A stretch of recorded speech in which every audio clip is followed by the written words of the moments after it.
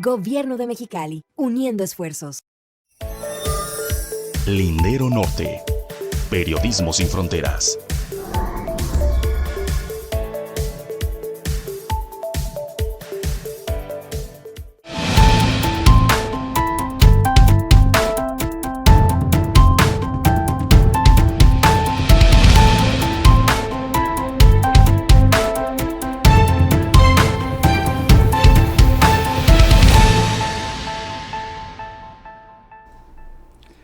Hola, ¿qué tal? Les saludo con mucho gusto en esta tarde ya medio chispiteando, chipi.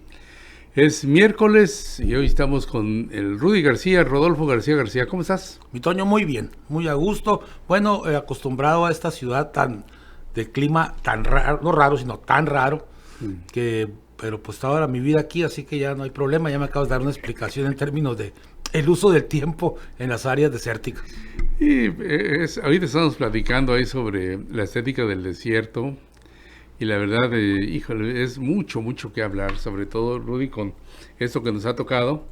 El fin de semana fue una lluvia que parecía mesoamericana, parecía de mi tierra, pues. Me acuerdo cuando yo iba de joven al Distrito Federal y me tocaban esas lluvias en agosto. Ándale, y con truenos y rayos, centellas y... No, pues imagínense, ahí en Islas Agrarias salimos con kayak, casi, pero bueno. Jesús Francisco Licea Cázares, buenas tardes, saludos desde el kilómetro 43. ¿Cómo te fue de lluvia, mi querido Jesús Francisco? Supongo que medio fuerte. Ramiro Vázquez, un saludo al doctor Rodolfo García. Los gobiernos de Morena deben durar solo 2 años porque con eso es suficiente para hacer de las suyas. Marina del Pilar traicionó a los miembros del CTBC por no pagarles su sueldo del ciclo escolar anterior. Cecilia Cáñez, muy buenas tardes. Buenas tardes. Empezamos, mi querido Rudy. Adelante. Vamos a empezar con un tema de seguridad que tiene que ver con la detención. Y ahorita hablamos de los temas que nos están planteando, que tiene que ver con la detención del Cabo 20, de acuerdo a la Fiscalía General del Estado, es el máximo o el gran autor de todos los desmanes que hay en Baja California, generador de violencia le llaman, pero además lo señalan de ser el autor intelectual del asesinato de Margarito Martínez, fotoperiodista tijuanense, que fue asesinado en enero de este 2022. Y son muchas lecturas, Rodolfo. Sí, la primera lectura es, voy a darle el beneficio de la duda a la Fiscalía y creerle que es él el autor intelectual. Debo de partir con un nivel de confianza bajo, pero con confianza. Si este señor es en realidad el autor intelectual, pero además pueden comprobársele otros delitos como lo dijo el fiscal general. Uh-huh.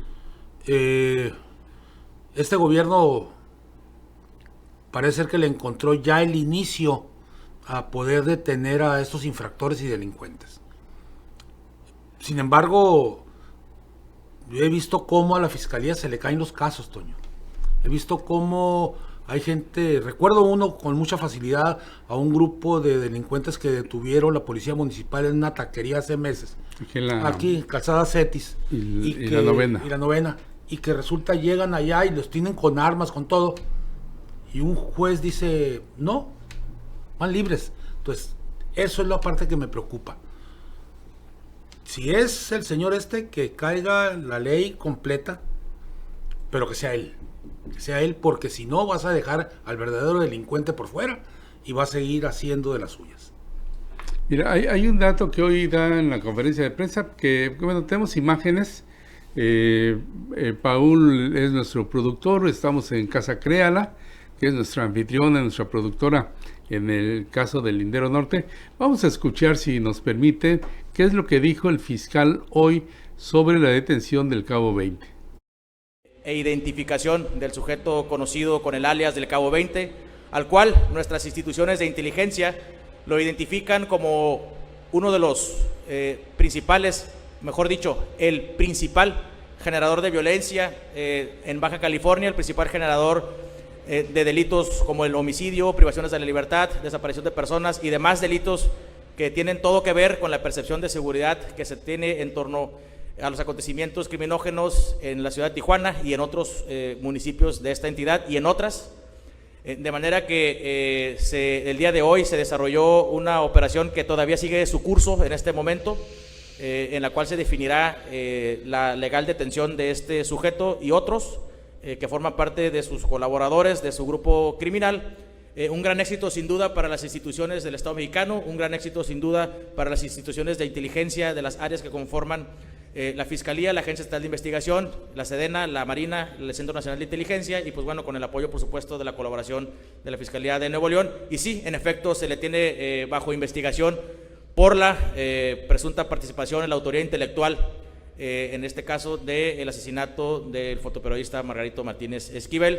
Y como se dijo en su momento que se llegaría hasta la cima de las estructuras criminales, cumplimos el compromiso y lo dicho, y desde luego lo que sigue es buscar y revisar ya desde una perspectiva de investigación penal para aspirar a lograr conducirlo a proceso por este hecho y por otros por los cuales se le investiga a este sujeto, que no es el único, pero sí, seamos reiterativos y enfáticos, el máximo exponente generador de violencia en Baja California, y el día de hoy, gracias a una buena labor por parte de los elementos ya mencionados, de las instituciones de Baja California y del gobierno federal, se encuentra ya detenido y seguramente pues irá a la cárcel como todos los demás, en donde deben de estar.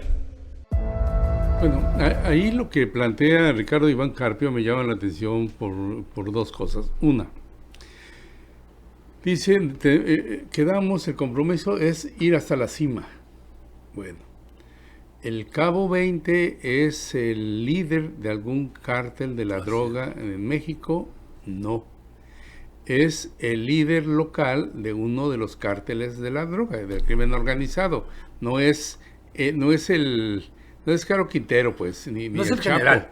No es el general, es uno de los tenientes. Sí. Y tienen algunos ahí ese cártel en Tijuana y sobre todo en Baja California. Eso me llama mucho la atención. Y bueno, además, Rudy, fue detenido en Nuevo León. Es decir, ya no estaba en Baja California, pero seguía siendo el generador de violencia y además de gran parte de la violencia.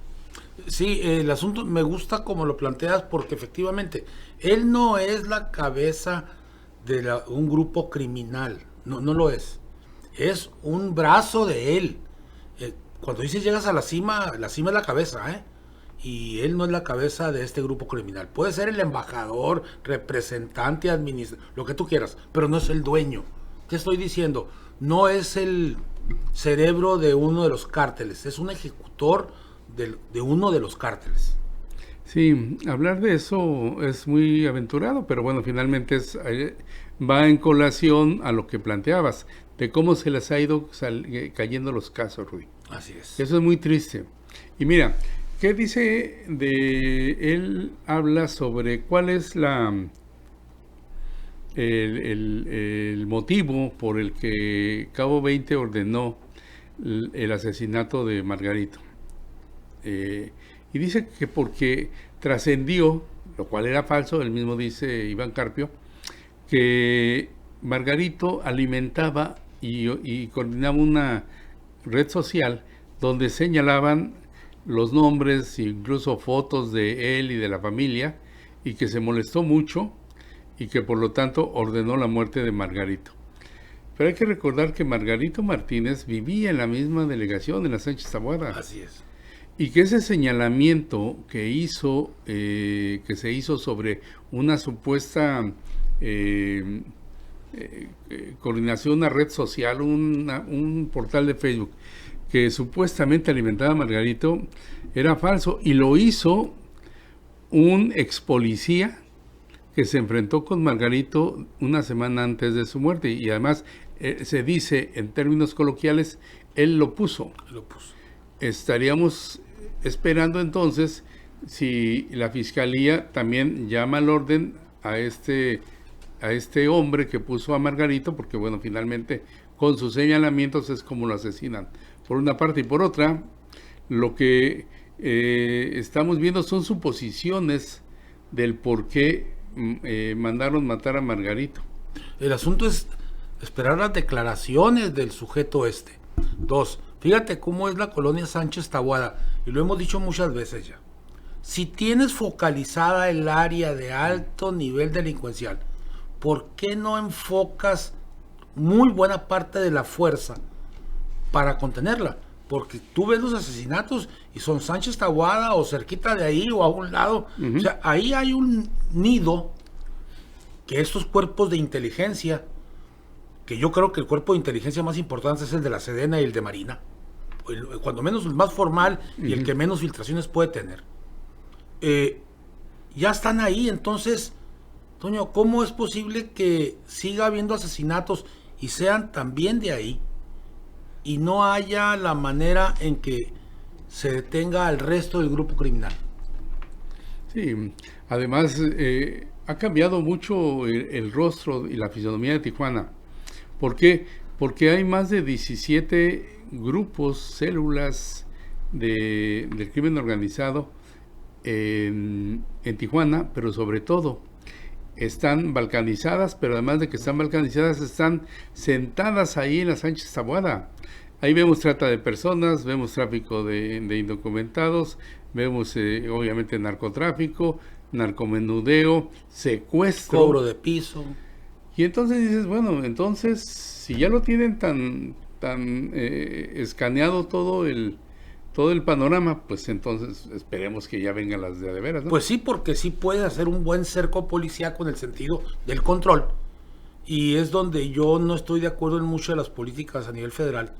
Yo creo que si metes al ejército a ese tipo de cosas, tienes que darle la oportunidad al ejército de trabajar como tal, O sea, no puedes convertirlo en una dama de compañía, porque entonces mejor no los metas. Esa ha sido mi gran diferencia. Si los vas a meter es porque van a poner orden, y ponen orden bajo la estricta ley del ejército. O sea, no andan con otras cosas, ¿no? Y eso yo sé que me puede traer críticas por los derechos humanos, pero siempre lo voy a decir convencido. ¿Por qué cuidar más los derechos humanos del delincuente y no de la víctima? O de la gente que está alrededor de la víctima. Tenemos una ley de víctimas, una ley general de víctimas, y está muy pandeada, Rudy. Pues, o sea, realmente ni lana hay para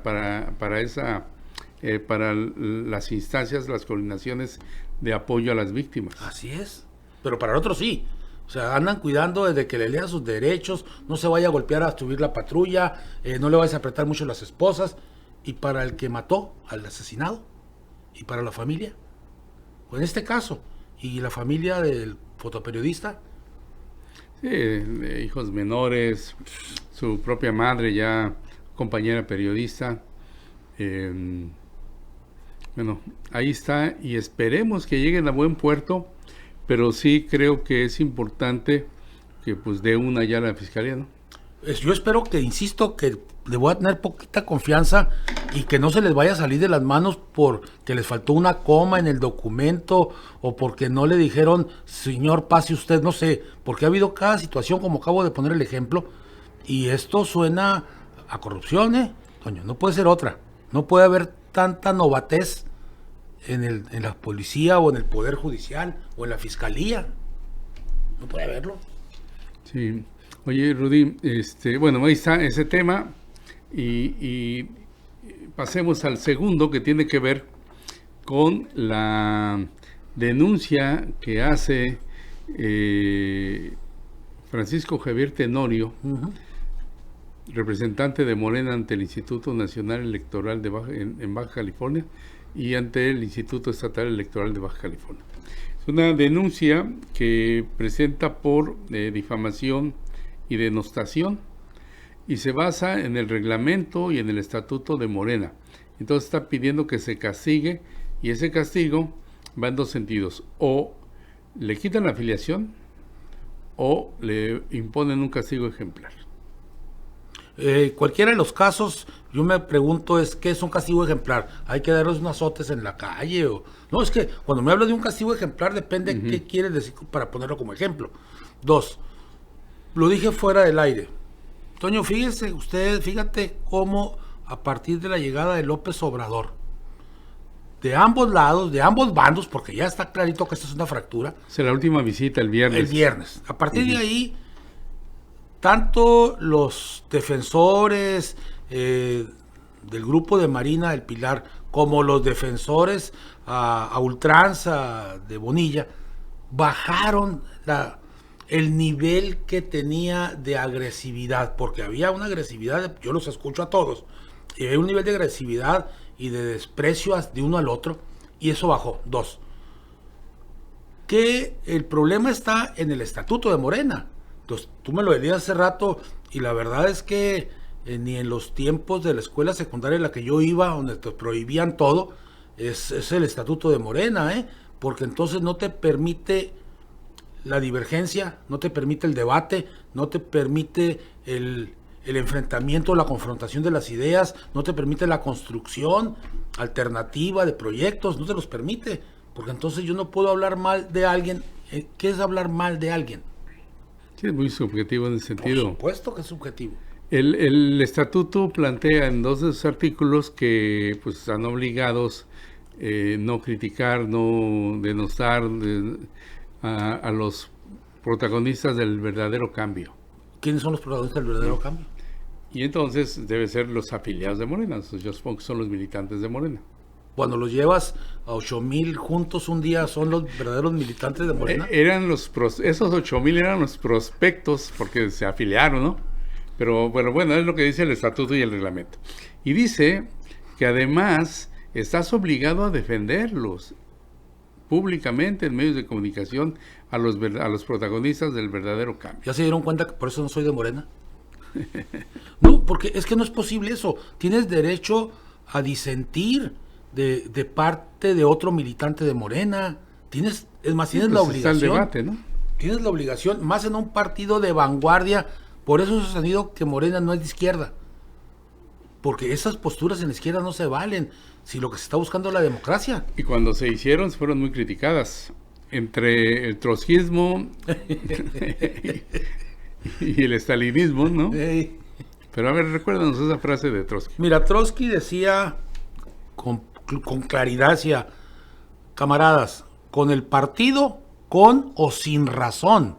O sea, era la disciplina, pero ciega, el dogma completo, eso se convierte en religión. O sea, así no tuviera razón el partido, así tendrías tú que votar a favor. Pero a ver, dime una cosa, Rudy, y echándole semilla a la maraca para que suene. ¿Estás defendiendo a Bonilla o qué?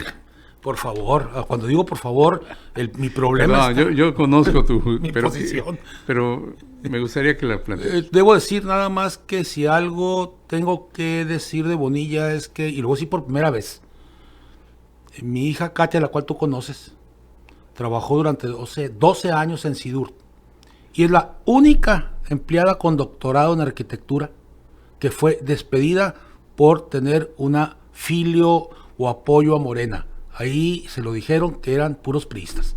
Entonces, eso me dirán si le voy a Bonilla o no. Entonces, ¿qué estoy diciendo? Estoy diciendo nada más que las cosas se deben de poner en claro. Cuando digo en claro es el mismo peso. ¿Repruebo la actitud? Sí, sí la repruebo. ¿Por qué la repruebo? Porque considero que hay otras... Ahí estaba el partido Morena para hacerlo ahí, no para hacerlo en el Estado. Pero eso no quiere decir que hay una serie de acusaciones que se caen solas. Se caen solas. ¿Por qué? Porque lo estás viendo. ¿Qué estoy viendo?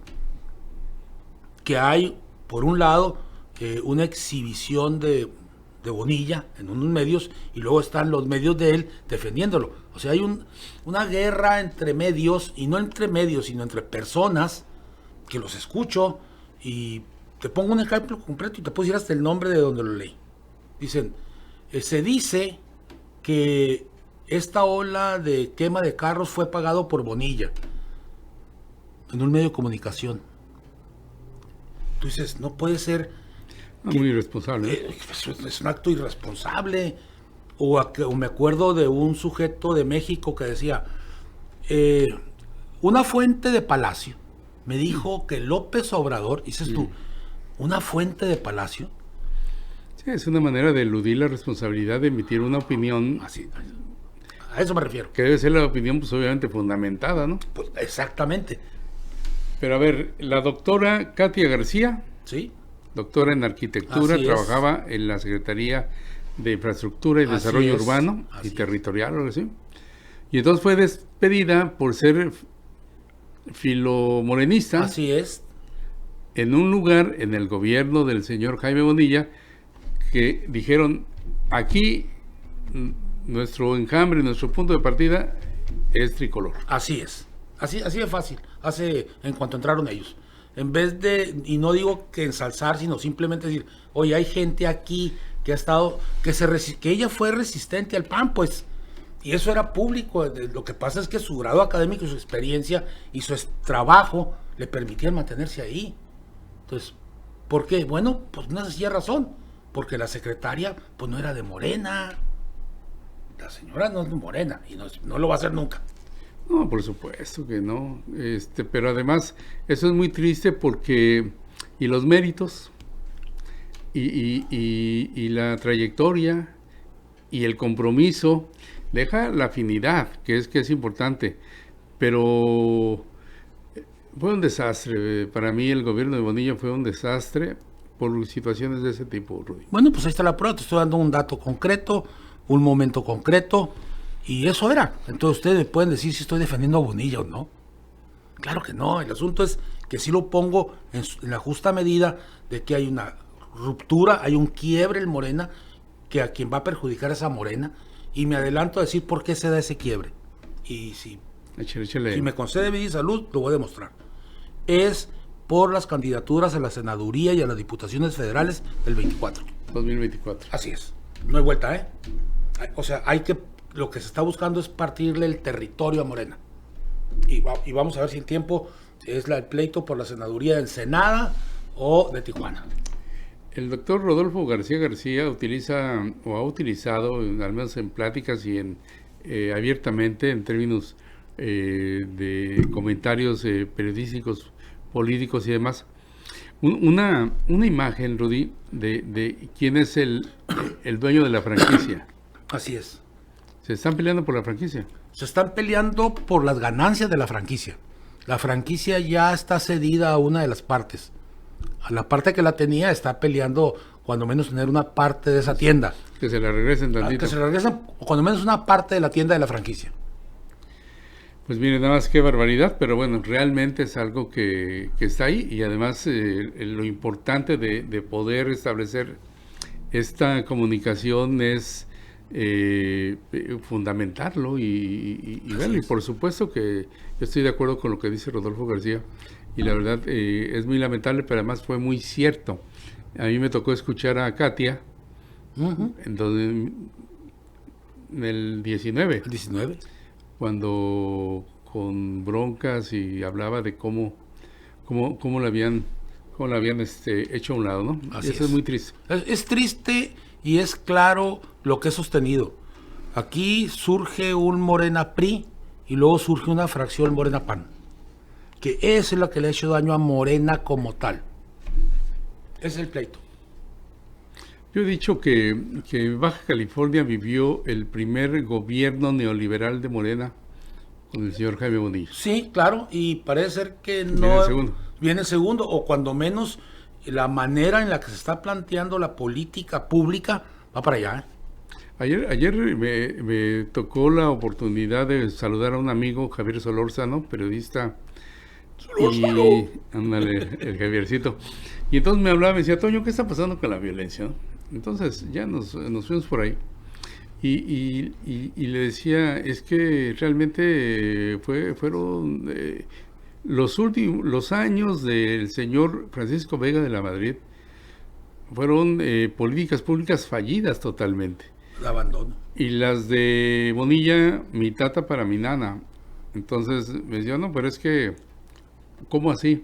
Es que así fue, lamentablemente. Ahí están las pruebas. Las pruebas son esas, y realmente dejaron muy desvencijado la carrocería y el carro yonqueado, lo dejaron... Yo entiendo que es muy difícil encontrar... Mira, hay un principio básico en filosofía de la educación. La suma de los pasados nos dan el presente. Esta crisis delincuencial no es por generación espontánea, Toño. Es producto de abandonos, acuerdos, todo lo que tú quieras para llegar a este estado de cosas. No hay de otra, o sea, no es de que magia y ahorita comienza la delincuencia, no es cierto. ¿Cuántos trastupijes debieron haber habido atrás que permitieron llegar hasta aquí?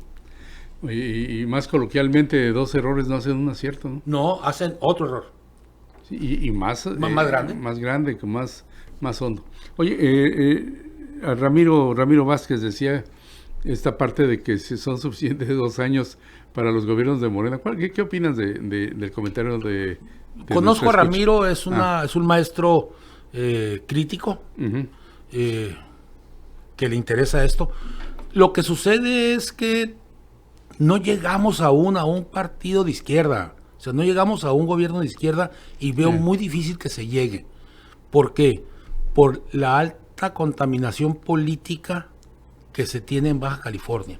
Esa contaminación trae una herencia de un PRI que se niega a morir y de un PAN que abandonó los principios democráticos que al principio tenía con las convenciones. ¿Qué quiere decir? Se juntaron los negativos de los partidos conservadores. Sí, amantes del mismo amor. Así es. Y bueno, pues ahí está el comentario para el maestro. Y realmente vamos al tercer tema ya para cerrar este programa. El próximo miércoles se va a presentar en el Museo UABC, Instituto de Investigaciones Culturales, un nuevo libro. Por ahí tenemos la imagen de un libro y el cuestionamiento es hacia un nuevo proyecto de nación, se pregunta. Y bueno, es uno de los autores es Everardo Garduño, quien Sí, te cómo manda no. saludos, mi querido Sí, claro que sí. Rudy. Pero además en la presentación va a estar Roger Bartra, Roger Bartra. ¿no? Va a estar Roger Bartra, va a estar también el próximo José Luis Molina y va a estar José Manuel Valenzuela, que son los comentaristas el próximo miércoles.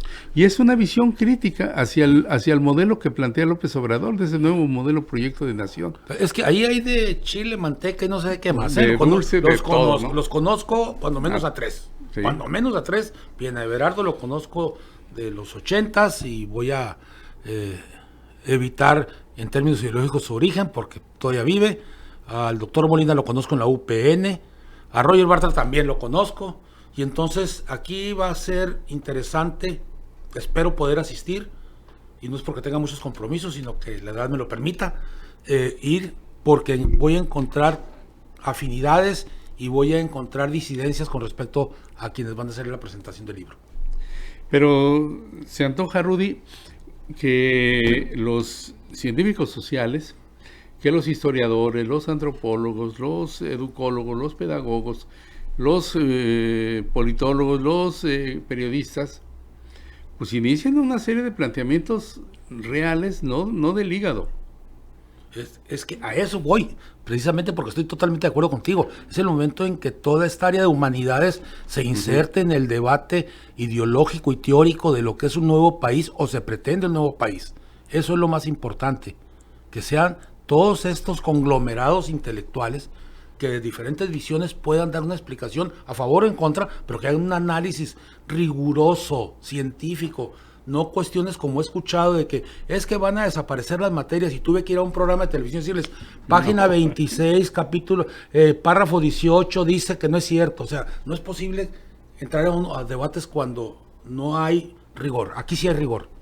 No se lo pierda. Los viernes en las noticias con Jorge Heras, a las 10 de la noche está el mismísimo Rudy García.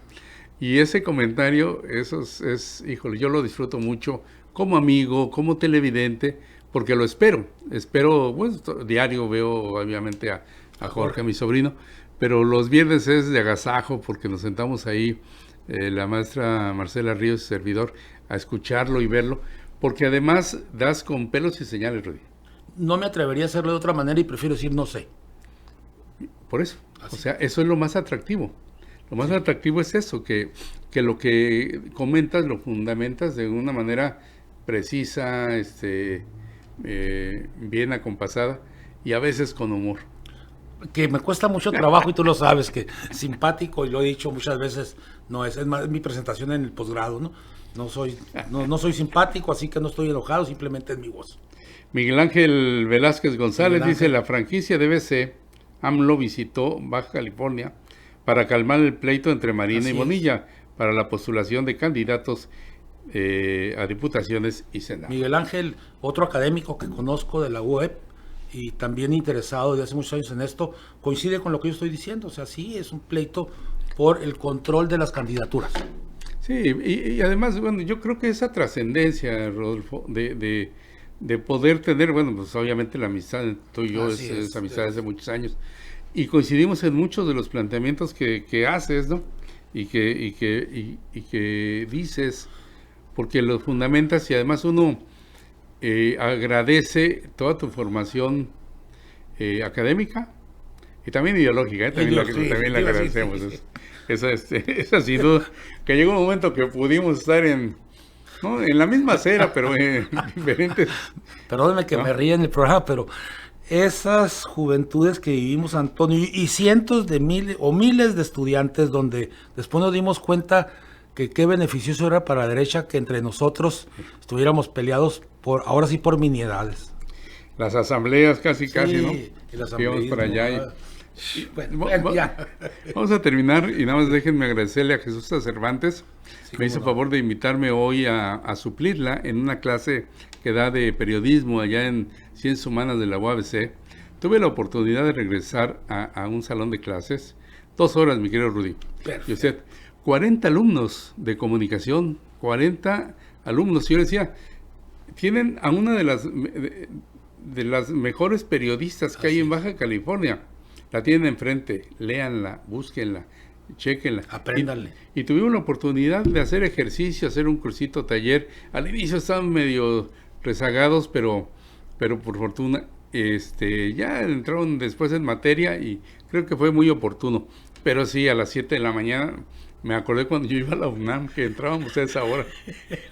Y juré que no lo volví a hacer, pero bueno, finalmente por la Jesús dije, con mucho gusto, gran amiga mía. Es un deleite entrar a dar clases de la profesión que uno maneja, como tú, por ejemplo. Es un deleite. Sí, Rudy. ¿Sabes cuál es mi gran problema? A mí me encanta y me embeleza. El problema es que ese tipo de clases están muy mal pagadas. Sí. Y entonces te embebes tanto que realmente estás invirtiendo 4 o 5 horas para una clase de 1 hora o de 2. Cierto. Y entonces hay que sobrevivir. Y yo dije, ya no más. O sea, he dado por fortuna clases en la Ibero, en Tijuana, en el CUT, aquí claro, en la Universidad de Tijuana, aquí en Mexicali, y en la misma UABC. Y entonces dije, pues yo mejor sobrevivo ahí, mi tata para mi nana, No das clases porque está mal pagado, pero te vas al periodismo para ver si acaso. Me reí y no dije nada, que tampoco es así como la mina de oro, Por eso me reí también, Rudy, para que no digan de... Creo que te gusta más el periodismo que la docencia. Sale. Alan Casillas, Rudy, ¿tu idealismo todavía no se ha estrellado con la realidad? Pregunta Sí, y es bastante decepcionante ver cómo tu mundo de ideas que construyes de manera ajena a tus propios intereses personales se ven trastocados por una realidad impuesta por gente que se decía que pensaba igual que tú. ¡Pum! Ya lo hemos dicho en algunas ocasiones. La gente que estaba en la acera de enfrente se dice que está en este lado. Así es. Pero no es cierto. No es cierto. Es un espejismo. Porque realmente no tienen ni el fundamento, ni los valores, ni la ética, ni los planteamientos. El que traiciona una vez, traiciona 2. Y venos ahí, mi querido Rudy, ¿no? Nos ha tocado... Sí, qué bárbaro. Y mire, yo la verdad, cada vez que analizo o hay algún libro, alguna referencia al gran problema del narcotráfico y sobre todo de los 70s, 80s, la verdad no dejo de pensar en la Comisión Federal de Electricidad. El que era el secretario de Gobernación. Sí, cómo no. Época, ¿no? Sí, por supuesto. Manuel Bartlett, pues, sí, por favor. Ese es el problema. Insisto que por eso Morena no es de izquierda en ese sentido. Porque lo primero que hace un partido de izquierda es los que están del otro lado se quedan del otro lado y los respetas como tales. Pero no los invitas a participar acá, y menos con historias negras, o cuando menos oscuras, mínimamente oscuras, como el señor Bartlett. Y eso lo puedes traslapar o poner aquí en Baja California, Mira, lo puede decir tan sencillo como ya hablamos hace rato sobre fracción priista en la CIDURP. Claro. Pero también hay que recordar que el coordinador general de campaña de Jaime Bonilla fue el señor Salvador Morales Riubí, exdirigente estatal del PAN, exdiputado panista, y que nació pues en sábanas de seda azul. Pero toda su vida a mí me tocó conocer a su papá, que fue secretario general de gobierno en un tiempo, y me tocó asistir a una comida por casualidad, no casualidad, sino porque yo trabajaba en capacitación, y me tocó escucharlo mofarse incluso de decir que él era tan azul que había nacido en un pueblo que se llamaba, no sé si Maximiliano, no sé qué, en Torres Mochas, Guanajuato. Entonces, desde ahí, pues entonces, no puedes creerle a... Es como si yo soy católico toda mi vida y de repente te aparezco maometano, porque está Mahoma ahorita aquí de moda. Eso no es posible, Toño. ¿Por qué? Porque no puedes transitar en tu manera de pensar, en tu ideología, en tu mundo de las ideas, tan rápidamente, de buscar tener inversión público-privadas con dominio de lo privado, y ahora aprovechar y decir que no, que ahora hay que hacerlo en términos del gobierno federal. Dos casos antes de irnos. Juan Manuel Molina, diputado; Catalino Zavala, secretario general de gobierno. Al segundo lo conozco desde estudiante. Y dime tú si hay compromiso ideológico con algún planteamiento. No, al contrario. Incluso una de las críticas que se hacen en el interior de Morena es que, bueno, de cuestiones académicas, más que de Morena, es que no hay nadie que salga a defender a la gobernadora cuando le tupen duro y bonito. Nadie en el partido, porque pues no existe, está el membrete, no existe. Nadie en la representación del partido, del Comité Ejecutivo Nacional. Nadie en su gobierno, ¿no? Entonces no hay nadie. Y no estoy hablando solo de Bonilla, estoy hablando de la circunstancia que pueda generarse, porque además en el caso de Catalino, él es el coordinador, el manejador de la política interna. Él debería ser el pararrayos de la gobernadora. El secretario general de gobierno es el pararrayos de las cosas, porque lo dices con mucha certeza, ¿Cómo es posible que no haya funcionarios alrededor de la gobernadora que puedan dar la cara primero ellos como un primer frente? Y yo veo a la gobernadora siempre dando explicaciones de educación, de infraestructura, de todo. ¿Y dónde están las secretarias o los secretarios de gabinete para eso? No están. ¿Por qué? Porque no hay lealtades de partido. Sí, realmente así es, y pasa lo mismo con Norma Bustamante. Pues va a pasar porque no hay cohesión ideológica, Toño. Ese es el problema. Ayer por pérdida de confianza, le pidieron la renuncia a Regina Cornejo Manso y a su esposa Mari Carmen Vieira. ¿Quiénes son? Bueno, él era subdirector del departamento, subdirector del área de diversidad. Sí. Una mujer transgénero, y que si usted conociera la época de cuando era varón, la señora Regina Cornejo, se espantaría. Espionaje, campañas negras, invención de fabricación de delitos, ¿no? Y entonces tú dices, no es posible, pero bueno, finalmente se vuelve transgénero, y Montserrat Caballero le da el puesto de subdirectora del área de género y diversidad sexual. De género, sí. ¿No? Tú dices, válgame, bueno, ayer ya les pidieron la renuncia a los dos. Parece ser que son los autores de esa frase que hizo famosa a Montserrat Caballero, en el sentido de que ya, ¿no? O sea, cóbrenle a quien les debe, ¿no? Es que es increíble, perdón, te interrumpo. Porque no, está bien. Es que es increíble cómo puedes tenerle confianza a alguien que nunca estuvo en Morena, que no es de izquierda, que tienes antecedentes de todo lo que acabas de decir y que es público además. Sí. ¿Cómo hacerle? Sí, ya para despedirnos otra vez, Miguel Ángel Velázquez, la docencia es lo máximo. Sí. Y saludamos también a Beatriz Barrios. Buenas tardes, Betty, saludos. Alan Casillas, para terminar, dice: la gobernadora necesita operadores políticos. Le urgen, pero de Morena. Mi Rudy. Muchísimas gracias. Mi Toño, muchas gracias. Y siempre espero el final suyo. Ya saben que me gusta. El viernes vean a Rudy con Jorge Heras a las 10 de la noche.